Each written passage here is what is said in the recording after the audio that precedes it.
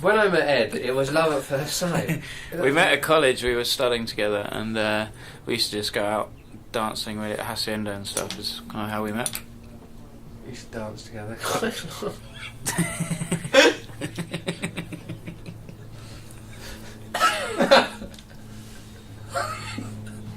Where'd you go? We used to dance together. They sound like we're like stupid boring partners. I wouldn't even think about them unless people kept it up.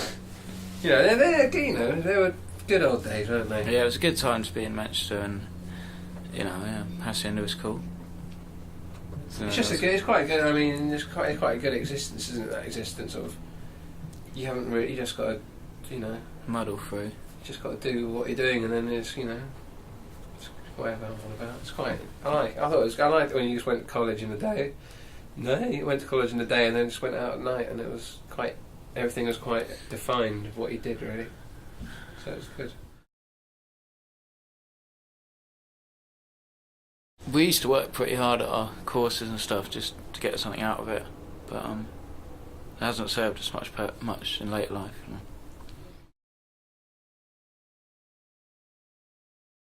Well, this is often It's a bit different for both of us. See, when we met, Tom was already in a band called Ariel, and he had a lot of equipment and stuff, and that was all going on. And so I'd never made music before we met, but I used to kind of watch what he did when he was in his band Ariel. And as a sort of musical partnership, we started DJing together, and that's kind of how we made music. But I suppose we're probably musicians before DJs, so there wasn't that kind of transition. What do you think, Tom? Well, yeah, for me it was like I never I'd never even thought really about DJing before I met Ed, and before that was like making music and being in bands and stuff, and you know, I wouldn't make. Yeah, I'd sit at home making tapes with me playing a guitar and a drum machine and stuff, and that was how I came to music. And then it was when I met Ed, we both had lots of records and stuff, and we used to go and buy lots of dance records, and then we just thought it'd be quite good to DJ. And then it seemed quite natural that when we couldn't buy enough records we wanted to DJ with, we should just make some of our own. And it was easy because I had all the equipment and a little studio already, and so we had the means of production under our control.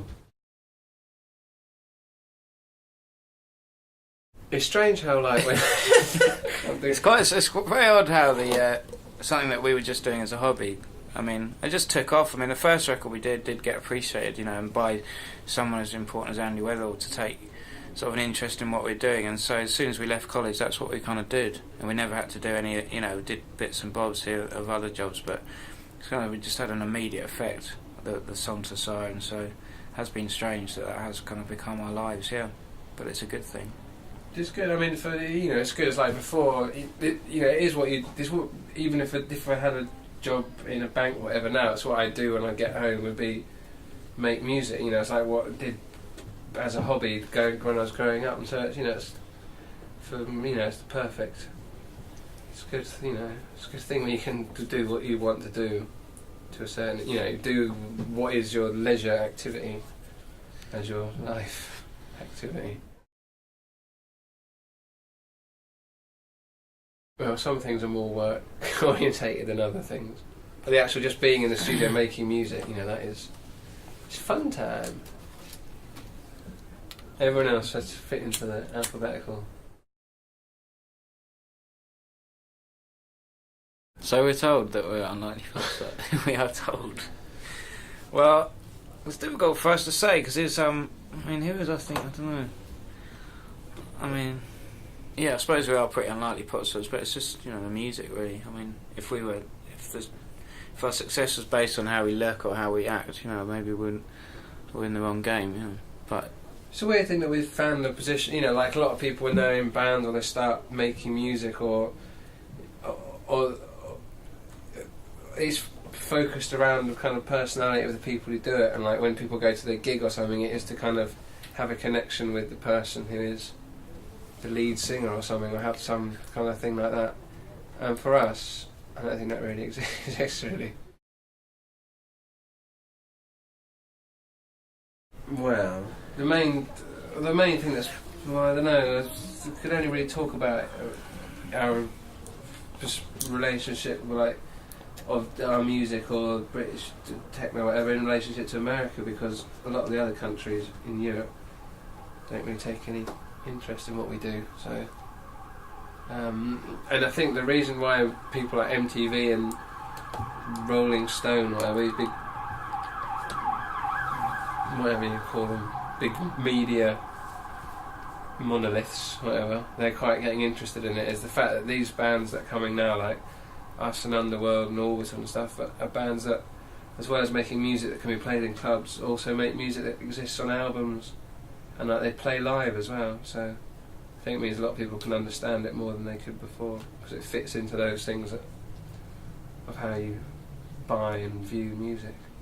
Someone wrote in a magazine that just by dint of there being two of us, or two of Orbital, we become a band, rather than someone like Carl Craig who just works around people, and Daft Punk as well, you know, two people and it becomes a proper band kind of thing, and people have difficulty getting their heads around just one person. That's true. Yeah, there's always a rule to exception to every rule, but I think that you know, I think people, you know, Fast Starter and Born Slipping, Setting Sun are records that kind of just work on, just for people in a pop way kind of thing, and that's just been useful for American stuff. It's been useful for them, yeah. Yeah, just people making good records, I think. There's hopefully a attitude in the music. You know, we like the thing when you're on a dance floor and you just hear things that just take your breath away. You know, we feel that on a dance floor that should be somewhere, where there are really creative sounds going on and big moments and sounds that you've never heard before. And we kind of try and put that in the music, or even the stuff that isn't dance floor orientated, just take that big surge of emotion you get from the dance floor and just new sounds and new beats. And I don't know, it doesn't kind of fit into. So some regulation. It's not like a lot of techno music or electronic music is very rigid in the way it's made, and very linear, and everything's quite fitted into kind of little compartments, which is cool, you know. Which I like that. I like that effect of a lot of techno music, but our music isn't really like that. It's kind of sprawling a bit, and you know, like it sounds like, I think things are looser and it's a bit more spontaneous. I think that's the right word. I mean, things are thrown together, but I mean it sounds like that even though it's ached upon kind of thing.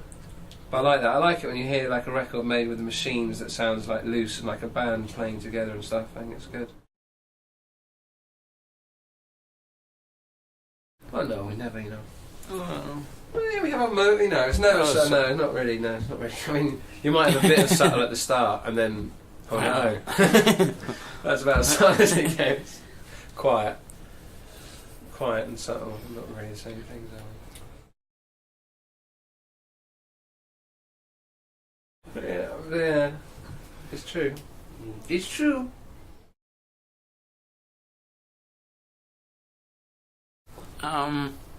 With Noel Gallagher, it was just we knew Noel a bit to see around kind of thing, and he just came up to us at Glastonbury, said, you know, you've had Tim on the last album and I want to go at that, you know, and he just phoned us up one day and said, I'll come down and I'll write a song for you kind of thing, and that's how it happened really. And Beth Orton is someone we hang around with and we love her voice, and we just kind of that track on both tracks on the two albums are just, I don't know, they've always kind of needed that touch, you know, singing. Nice. It's nice to work with people who have talents that we recognise we have not got. Yeah. It's actually the ability to sing. Alright, really good. Sure seats. I don't like those words, I'm bloody. I think that, I think we hopefully always feel the collaborations are kind of organic. There's some reason for it to happen. I know the people who worked on stuff with them before, rather than just kind of stick a pin in the record label's roster and choose someone, you know. It's hopefully some connection. I like that, sticking a pin in the label roster. Yeah, go on there. Afro Celt sound system.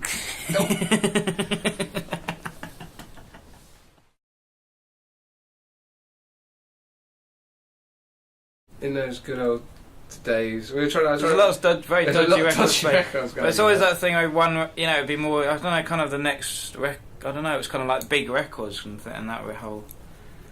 I don't know really. I don't know, the whole seamless techno thing. I don't know. After 3 years of it, can leave you a bit cold, doesn't it? Yeah, I mean, like that. It was quite. Well, I mean, it's, when we came up, probably a reaction of getting a bit bored with stale clubs that were playing. That scene where regimented music. And people would talk about the individual records that were played. Now I think you have to be much more of a spotter to kind of feel come away with records from an individual night.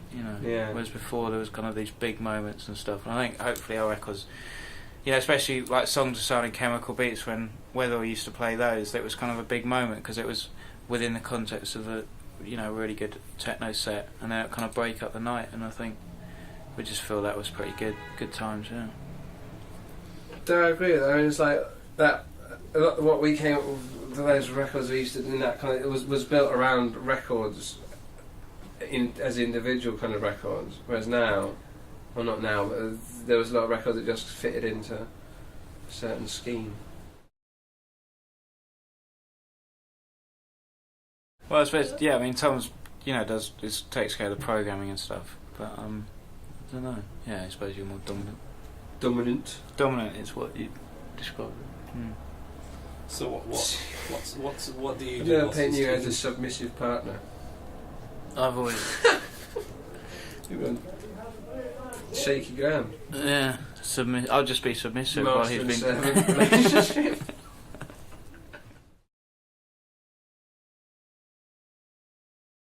When we're remixing tracks, I mean, when we get sent tapes and stuff, we always, have to have some vague idea of what we're going to do.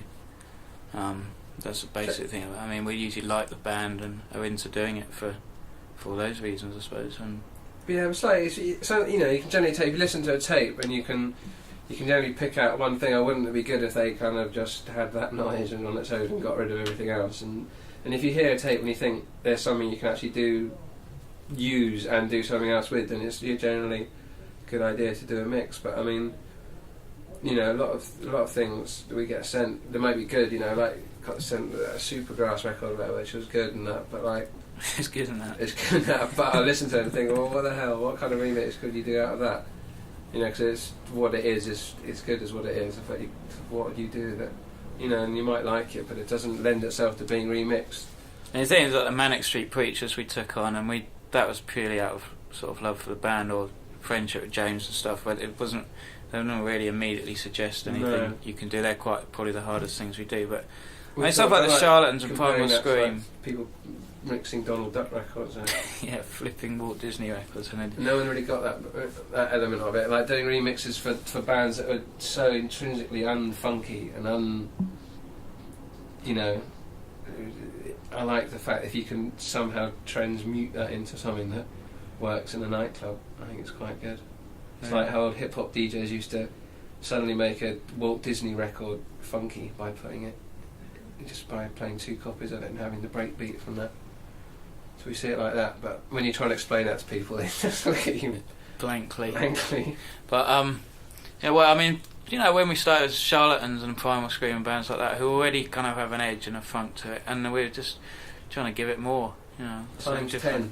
Yeah, so that's kind of easier, isn't it?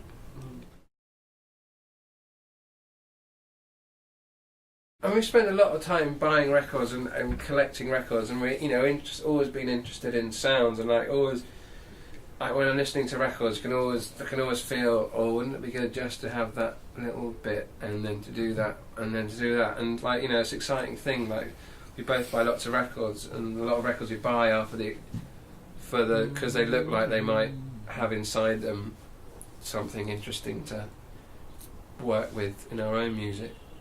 I mean, I don't know. When we heard say that Schoolie D, that just seemed like a good. And on the album we got Cool Herc was introducing us on stage in New York, and we always were careful to get a DAT nearby to record him doing that, because we knew that would be good. So I don't know, you just be alert for things, really. And alert. Well, the Loaf and the Ham People is a good one. Yeah, I was just sort of buying weird records and hoping there's something there. There's some quite funny stuff. We can't really go into it then, it's for legal reasons. Some quite funny stuff, isn't there?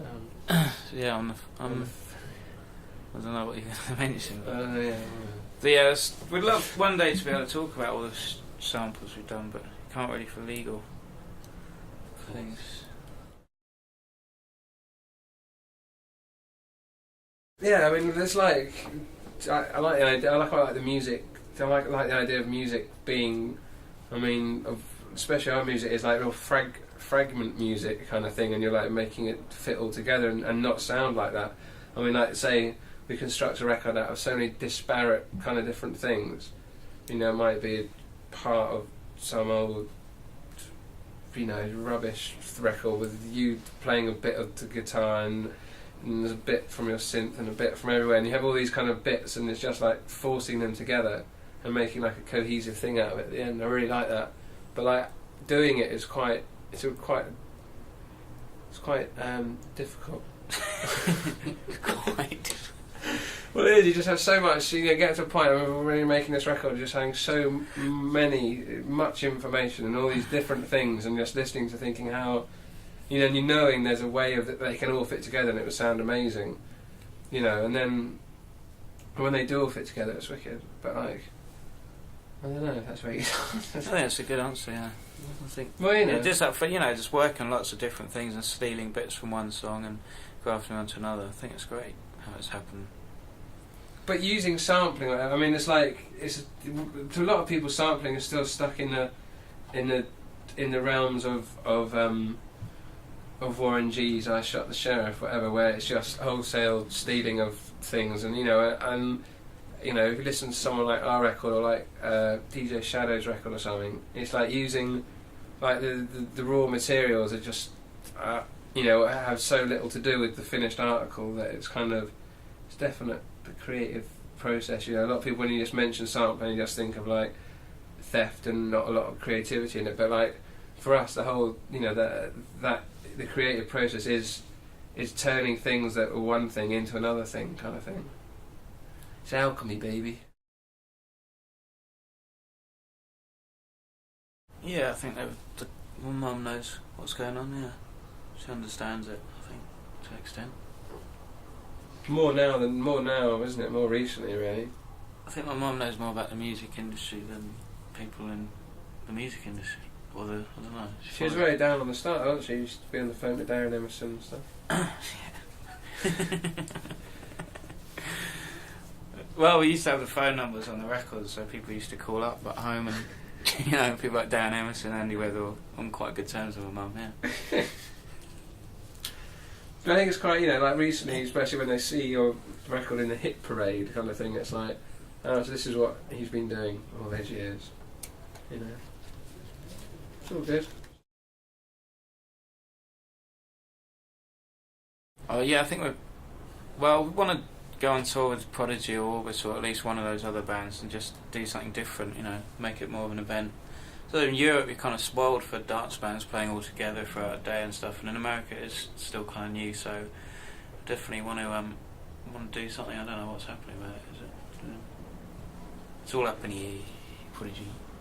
I think we'd love to do something with Prodigy. It's a really good gig. I think it'd be a good gig. I mean, I like, you know, we like being involved in things that we want to do ourselves, really, and like, you know, I mean, when people talk about all the weaknesses of dance music in performing, Prodigy obviously don't suffer from that, but say Orbital and us kind of get, you know, there's no posturing and no, you know, and if we all, you know, the way to get around that is to put, you know, play all together and have a whole night that's like an, you know, an old style rave or something. I think, you know, it's one of the solutions to any of those problems for people.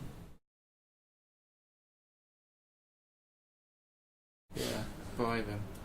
Well, Keith's not very lucky. Keith has once danced for us. He managed to kick out the power. Yeah. So, yeah. Nice little flinty. Our relationship with, you know, I don't think we could ever have a dancing girls like that. Dancing girls. It's funny, all the years he must have danced for Liam, and one time for us he kicks out the power. Maybe he was sent by Liam to do that. Sabotage. We do appear, we make Alfred Hitchcock-like cameo appearances. In our most recent video... In our most recent video, we do appear for about 2 seconds, and we do a good bit of acting, I think. I saw it today on the MTV, and I thought, that is a good bit of acting. Might have been gormless. I think they got me. But I know, it's alright, you know, we quite like being in the videos. We're not going to make a big thing of our physical acting. It's not what we like to do, but we like being involved in the videos to the extent where we're in it for a bit. But it's not a big thing with us, really. The video for Block Rocking Beats, we kind of turn around at the bar, we're standing at the bar and just look round like that. But we do it both together at the same time. Wow. It's pretty special. That was easy top, basically. It is like ZZ Top. And not quite as good. The way we recorded our album is like we got our own studio, and we recorded the first album there, and it's a studio in Elephant Castle in South East London, which is by Tower Bridge and Tower of London and HMS Belfast. So when you're feeling a bit down, I just go and look at the power and the glory of HMS Belfast. Cutty Sark's quite near as well, isn't it? Is it? Don't know. Cutty Sark's in Greenwich. That's near SE1, isn't it? Greenwich is SE1, no? Sorry, we'll cut this up. It's more HMS Belfast. Anyway, it's just, I can't say it's a really nice part of the world, but where we work is like a good place, and it's like our friends are there, and it's nice. And we recorded the first album in a little room there, and we just kind of got our own office and stuff. It's just good, We just go there every day, got our own little studio, got a deck set up and a little playroom. It's good, all our records, lots of records, CDs, and, just hang out. No, she called Owen Echo Flow after the studio, yeah. There's still a plaque on the wall. That would be a clever edit to get that bit in.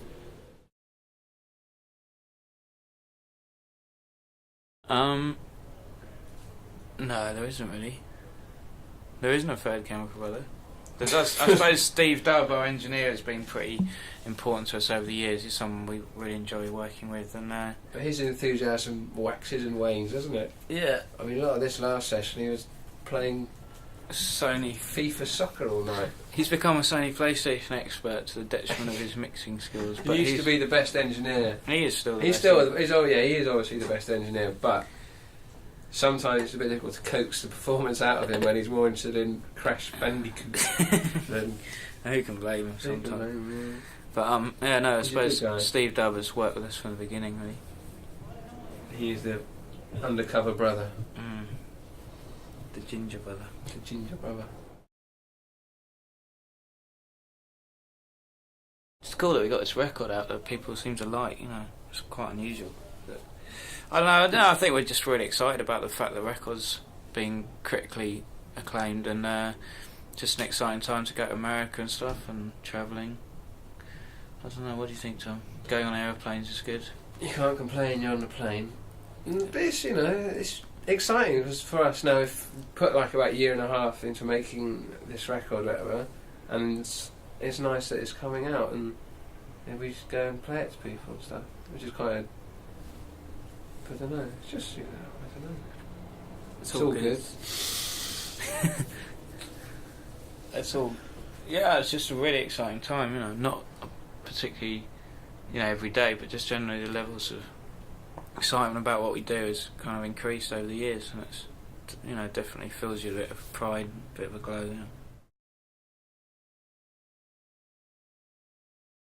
We're having this. We had exactly the same conversation about Star Wars. Yeah. What character you would be? Well, when was this? I remember this because we were going about who you wanted to be. You'd be Chewbacca. No. Do you remember having this conversation? No, maybe if we. Yeah, it was in the studio. No, it was with you. I can't think who I'd like to be. I suppose. I don't know. Who I'd like to be. We had this conversation, but I can't remember. Who would you wanted to be Han Solo. Han Solo's good. Yeah. No, Campy wanted to be Han Solo. Yeah, what was it? I can't think who I'd like to be. I'd like to be the C-3PO would be good. You're quite C-3PO. Any reason? I don't know, he's just cool, isn't he? He's always fussing away. He's a fussy, busybody, protocol droid. People don't just absorb all the problems, though. They just fuss and moan all the time, everything going on. I like that, actually. Good lesson to us, Yeah, it's nice. What would you want to be? Yeah. I quite like that character Boba Fett.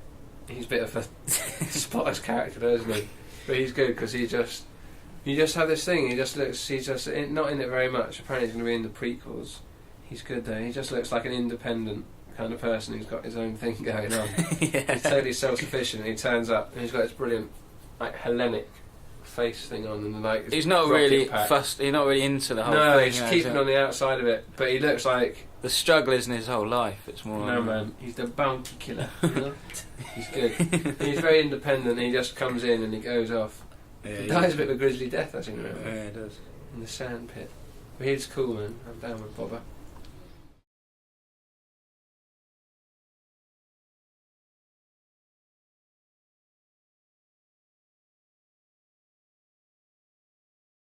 Block Rocking Beats is really just, just give it to them, It's like the records we play when we DJ, quite simple and bombastic and just about dance floors and it's just, New York hip hop and it's all there. Nice retarded bit of old school hip hop crossed with mad noises. What we do now, it's just like a record that if we found in a shop or something and we were DJing that night, would be like, yes, this record.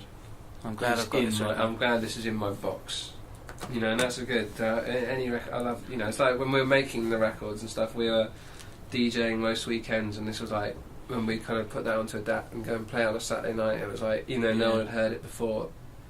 Kind of tour stuff. So toured stuff. Teared the dance floor. Yeah, teared it in two. Tore it. Tore it up. Tore it up, man. Yeah, it's good. The next track is Dig Your Own Hole, is it? Yeah. Strangely enough, I don't know quite how it ended up being the eponymous. It's a brilliant coup having that as the title track of the album. That came from we were doing a remix for Björk, and she rejected it, and some of the parts, the bass part, we took from that.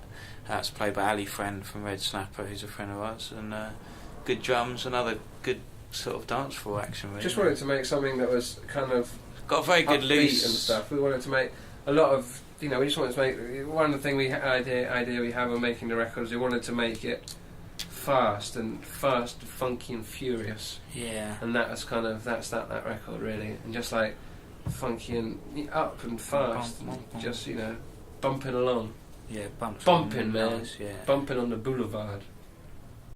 Electrobank is the next track. That's one we're both really pleased with because I think it just covers a lot of ground. I think every sound on it is just done to perfection and it's probably one of the hardest tracks to record really on the record. We're trying to get that feeling of like cut up records when you hear records that are put together out of other records, and so you get that weird thing of like people recording in different studios and making different records, and so you get totally different sounds and environments kind of thing on one record. And so we wanted to get that effect, but that kind of entailed recording it about 8 different times or 10 different times and then piecing together these different things so it sounded like a sample based kind of cut up record, only we'd made all the 8 composite records that kind of went into it. So it's got I think we've got one of the best starts we've ever had to a record. It's kind of like the way each thing comes in more powerfully than other ends. So it sounds like those funk records where they introduce each separate instrument, now for some fatback drums and all that. And on drums we have Mr. And on horns. And on bass we got Wally. And I think, somehow it's achieved that kind of effect. I don't know. It's cool. And then the end is just Memphis Soul Stew style. Yeah. The end is just whatever that is, mental soundscape. So just cool, innit? It's a good track. That. Yeah, it's a good track. PQ is an extract. That is. And also, Electrobank has all that bit about who is doing this psychedelic, that kind of funky and that. Yeah, that's a good sample. We just found that on this bootleg in New York, and it was like, it's really weird. The guy, when he's rapping it, is rapping it on a slow, like 100 BPM record, and then somehow it just twistedly fell into being played without being pitched up onto a record that's like 134 BPM. Yeah, it's kind of weird. That's like sort of a perfect sample. Yeah, who is this doing this? It's a real rush when that psychedelic funkin'. Just keen to fit in what we were up to. It was psychedelic funk. Yeah, that's good. It's good. Yeah. Right. PQ's named after a rowing boat that me and Tom used to row. That you know all about me. And Piku is the boat name, and it's got a weird. I think it means little in Italian. Yeah, and it's sort of little. It's just kind of like just a hip hop jam, man. And then it kind of twists off into weird wailing. Weird. It's weird shit. everything, yeah. It's got that good thing you talk about, it takes quite a while to find its own rhythm sort of thing. I like that effect on the dance floor where people don't quite know how to dance to it. Then dancing to it, and you find out you're dancing to it completely wrong. Yeah, and then I love Stone Cold beat comes in, and everyone's you go, like, "Whoa!" and you snap back in. Yeah, I love that feeling. That's and that's one of the best things about DJs you can really mix, and they can do that, confuse people with rhythms and stuff. And it's we've kind of done that ourselves. Yeah. Setting Sun is a collaboration with Noel Gallagher. He wrote the words and the vocal melody. We did the rest. That's a wicked track. It's a blinder. We just wanted to make something that was like a disorientating kind of, I don't know, just a twist, just a kind of. We just wanted to play something in our sets that was, just didn't sound like what we'd played before, kind of thing. I mean, just to kind of take people on a trip, man. Yeah. It's pretty heavy. And I really like the lyrics as well. I think people have sort of gone, it's just tossed off stuff, but I think it's good hallucinogenic lyrics, there's visions in their minds and stuff, and it's not solid thing. I think it really works, and I think Noel's the man, totally. So it's cool.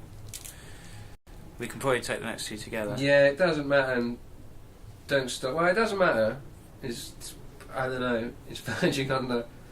It's hypnotic, verging on the monotonous. Nihilistic disco, isn't it? It's nihilistic, that's exactly what it is. It's a good song, but it doesn't matter. It's got a bass drum on that's very proud of the bass drum. It's just a track really that came out of playing live, and when we play live and play for about an hour and a half, we like to play quite a lot of four to the floor stuff, which we think makes the breaks work and stuff when you chop between the two. And this was just straight ahead kind of robo disco. We always associate it with breaks and stuff, but we do, when we DJ, we play a lot of quite traditional techno. We listen to a lot of techno and stuff, and it's always been where our heads, so it's kind of natural for us to do some stuff like that. Yeah. And the seventh track on the album is "Don't Stop the Rock," and that also that was the same thing we were talking about Piku earlier. It was I love it when you listen to the riff on it going do do do.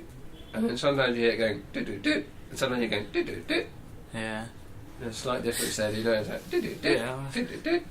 And I like that, and it's like listening to it the other night on the radio and just going, no, I know it goes do do do, and it's just good, confusing. Yeah, but no, it's got a nice warm sound as well. Warmy sound. Yeah, it's good. That's just that's another one of those. We play a lot of late 80s kind of cut up hip hop and stuff, and this was just upbeat, just can't argue with it kind of thing. No nonsense boogie woogie. Dive bomb boogie. Yeah, I like that. Don't Stop the Rock. It's always get up on it like this. This is really puts good. a smile on your face. Yeah, it's quite nice the way it comes. It's a bit of relief after the maelstrom of 1, 2, 3, 4, 5, 6, 7, 8. And then we get on to Lost in the K-Hole. That's a weird track, that, isn't it? Very trippy. I like it. Yeah, that's really good. And that owes a lot. Seg's a bass player on that track who played with the Ruts and stuff. I really think his part more over the years. It's really cool and lovely feel. He played on Leave Home, of course, on the first album. This is a bit of a different side to his bass playing, but it's good. It's a weird combination of wine bar, bass, and opium den shuffle. And those voices really move around the field quite really clever when you listen to it. And you're trying to think, what the hell are these people saying? And you can find something they're saying. It's called Lost. It's called Lost in the K-Hole, but I mean, shut your cake hole. Lost in the cake hole. It's whatever, K-Hole can be your own making, your own digging. Get off that one, I think. Yeah. It's just a kind of track that he just kind of came out of. It's nice after the rest of the album. It just kind of fits into the album, slots in there. And the next track is "Where Do I Begin" with the wonderful Beth Orton. Beth Orton. That again is She's good. Very It's different. nice. It's nice working with her. I worked with her on the first album, and it's nice to do something with her again. It's just she's a really good. She's got a beautiful voice, and she's like a friend of ours, and it's just an easy thing to do. It's like she comes to the studio and it's kind of relaxed, and you can trust the way she sings because you like it. It's just beautiful, man. It's a nice track though. I mean, I listened to it last night. It's very nice. It's got one of the great moments on there. It just takes off and the drums come in. It's cool. Yeah, I like it. And then you have all the layers of voices and it's just looping around and stuff. It's good. And then it's off into the stratosphere. Very nice. I mean, Yeah. it's kind of thing that people don't really. People just associate. I don't know, block rocking beats is what we do, but this is kind of equally important thing. Of what It always reminds me of My Bloody Valentine, that track. For some, doesn't sound like it, but the guitar sound on it. It's because it's got the word coffee cup in it. Coffee cup. Well, I don't know if that's the only reason. Can't even focus. Yeah. Anyway, The Private Psychedelic Wheel is the closing track on the album, and it's Blinder, another blinder. Is it? Yeah, it's my personal favourite on the track. It's Ed's personal favourite. Ed's personal fave. And it just lifts you up. It takes you out of yourself, and I think it's a good summation of everything that's gone before. It's got just really good weird sounds on it, good beats, a really good beat on that. It's nice. It's different as well. I mean, it's like it's just this. I don't think that record, The Private Psychedelic Reel, would have really kind of fitted onto the first album we made. But I don't know. It kind of makes sense on this record, and it's just it's just something we wanted to do really. And it's we did it with the band Mercury Rev. We wrote the song, and then we had the kind of basic structure and the way the different sounds and stuff worked. But we got to a certain level where we felt we wanted more and more layers and the whole thing spinning around, and seeing them play live, and that was the kind of feeling we got when seeing them, of this kind of wall of sound and of brass and just this kind of quite intense thing. It was just like, well, either we can get in some session musicians and brass players and stuff to play the parts, but like it just seemed like that's a bit of not something don't really want to be in the studio with a load of people who I don't know and don't trust their kind of musical opinion. As we thought, let's get someone who we like and who plays music that we like and we think can fit into what we do. And so we got onto the phone to them, and the guy Jonathan was really up for it. It was good. Yeah. And I think the whole thing's come out really well. You're very nice. Very nice track. It's a very nice way to end the album as well. It was always kind of made to slot in at the end, wasn't it? Apart from when it was the second album. Yeah, but then it was really, no, it was always, in my mind, it was always the last track on the album. Yeah. It's definitely got that feel. It's good. It's good. There ain't no turning back from that.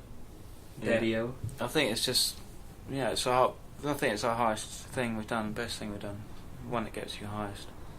Gets you high. It's got a nice.